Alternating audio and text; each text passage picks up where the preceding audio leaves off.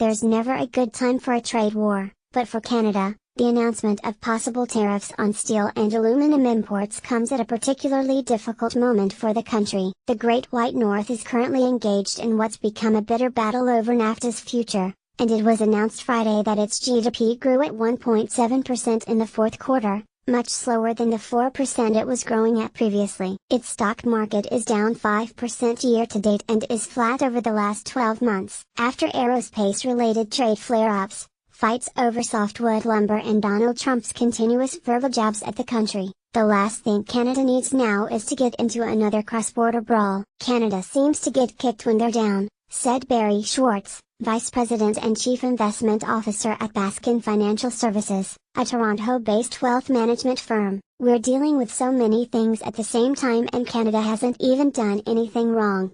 Imports on tariffs could hit the country particularly hard. Canada exports nearly 90% of its steel to the US, while it accounts for 16% of all US steel imports, the most out of any country. It also accounts for 41% of America's aluminum imports. Trump's main target in this, China, barely exports any steel to the US, with America ranking 26th as a destination for Chinese steel imports, according to the International Trade Administration. While there aren't publicly listed steel and aluminum companies in Canada of any significance anymore, they were all bought in the mid-2000s by larger international concerns when demand for commodities from China was soaring. Adding a 25% tariff on steel and 10% tariff on aluminum should make goods in other sectors, such as auto, defense and aerospace, more expensive to produce and pricier to buy. If that happens, then people and companies may spend less in other areas, which could then impact a number of sectors. Resources will be shifted toward these two sectors and away from everything else, said John Curtis, a senior fellow at the C.D. Howe Institute and the founding chief economist at what used to be Canada's Department of Foreign Affairs and International Trade. That means people will have to pay more, so they'll buy less of everything else in the economy. Where a steel tariff might have the most impact, though, is Ontario, Canada, in America's interconnected supply chain, of which many companies big and small are a part of, Curtis said. For instance, cars assembled in Canada have parts made in the US and vice versa. Cars are often being shipped back and forth between the two countries until finally assembly. Parts move back and forth until it might finally get made in Canada, said Patrick LeBlanc, a senior fellow at the Ottawa's Centre for International Governance Innovation. Then that car will get exported back to the US. Is there going to be tax every time that happens? Steel and aluminum tariffs should be worrisome for companies and investors alike, but the big question that everyone has on their minds now is, what does this mean for Nafta?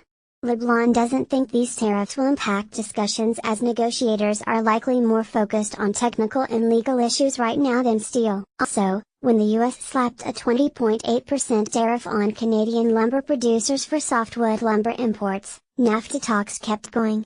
Canada did take its fight with the US to the World Trade Organization, though, however, it certainly doesn't help things, Curtis said, and could make negotiations much more awkward and tense. Canadian Foreign Minister Chrystia Freeland, who is part of the negotiating team, said, sternly, that these tariffs were absolutely unacceptable and that Canada is prepared to take responsive measures to defend its trade interests and workers. Prime Minister Justin Trudeau echoed Freeland's comments, adding that any disruption to this integrated market would be significant and serious. Some market analysts do foresee a grave threat to Nafta in Trump's tariff move. But if Canada, and other countries, do indeed retaliate with tariffs of their own, and a trade war begins in earnest, then whether Nafta stays or goes could ultimately be of lesser importance. It could upend global trade as we know it, LeBlanc said. He's particularly concerned about Trump using a national security excuse to impose tariffs. Ari Shinfield, chief economist at CIBC Capital Markets, said it's a double-edged sword in terms of the Nafta negotiations. Unless Canada gains an exemption, a war of words and actions on trade isn't a helpful backdrop for reasoned negotiations, but it also helps satisfy Trump's protectionist voting bloc, perhaps easing the pressure on the White House to take a hard line on the Nafta deal. These sorts of disputes underscore why Canada believes that the appeal process under Nafta is a critical piece of the puzzle. The Trump administration wants a deal that excludes that provision, but without it, Canada can face spurious rulings against its exports even with a free trade agreement in force. Shinfield said. The latest claim, that U.S. national security is imperiled by the use of Canadian steel or aluminum in U.S. manufacturing seems baseless, considering that Canada has been America's steadfast ally, he said. If everyone can now say we're going to impose tariffs because we need to protect what's important, and use national security as an justification, then everyone will lose, LeBlanc said. Canada could put a ban on California wine. China could impose constraints on intellectual property rights or innovation. The fear is that it will undermine the WTO process, and for what? To protect a small portion of U.S. manufacturing jobs? While things could change between now and April 11th, when Trump will decide whether to impose the steel tariff, and April 19th, when he must make a decision on aluminum tariffs, stocks have taken a hit from the announcement. The S&P/TSX Composite Index representing Canadian stocks hasn't been hit as hard as the S&P 500, dropping by 0.5%, but some companies have seen their share prices decline more significantly. Global auto parts supplier Magna, for example, is down 3.5%, and shares of aerospace giant Bombardier fell by nearly 6% when the markets opened Friday, but have regained some ground since. More from global investing hotspots. If Trump thinks he's taking a trade war to China, he's not. Italy's far right is a big fan of Trump's tariffs. Risky retirement investors reaching for income in foreign bonds. Jeff Mills, managing director and co-chief investment strategist at Pittsburgh-based PNC Management Group, isn't surprised that stocks in the US and elsewhere are selling off post-announcement. The U.S. stock did rebound on Friday afternoon. The policy change will very likely increase costs for all consumers, which means it will serve to reduce some of the benefit of the recently passed tax bill, he said. Markets are now worried about countermeasures from other countries, and investors are starting to wonder what other protectionist measures Trump could take.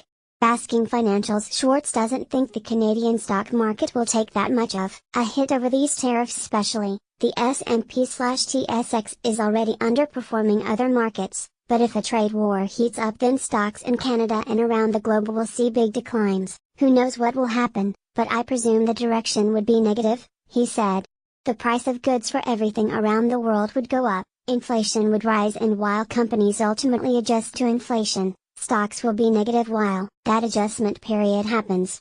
Global investors can't do much now, added Mills, as the exact details are still largely unknown, though he does think, generally, people should be making sure they're comfortable with the risk they're taking in their portfolios. Any investors interested in Canada, though, should hope that Trump, at the very least, makes the country tariff exempt. Canada is probably the most penalized as things stand today, Mills said. Perhaps cooler heads prevail over the weekend and the tariffs end up being less broad-based.